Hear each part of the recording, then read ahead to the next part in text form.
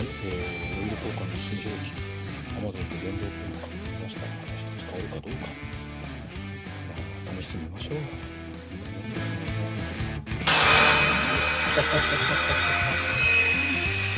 出てる。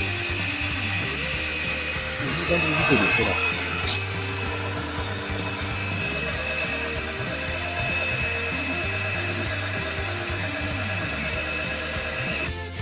オイルが汚いのは多分燃料の方に FCR602 を入れたからそれのせいだと思うんだよね。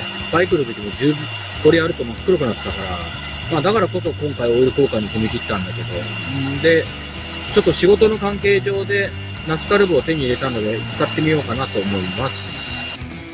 今回のミソというか肝はこれ、若干フリーになるジョイント延長があれば、このオイルキャップが真正面に来ないんでね、インタークーラーがちょっとこういう格好でつくから、こいつがあると回しやすいってことが気がつきました。物持っててよかったね。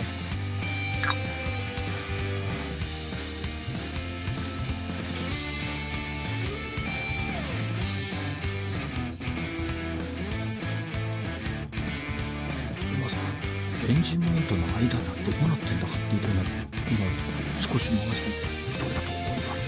よいしょ。ソ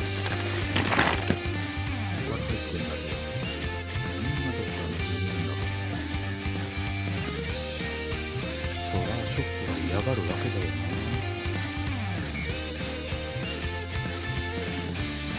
な。上抜きが、下に残ってたのはこれフィルターも外した状態でこんだけですね。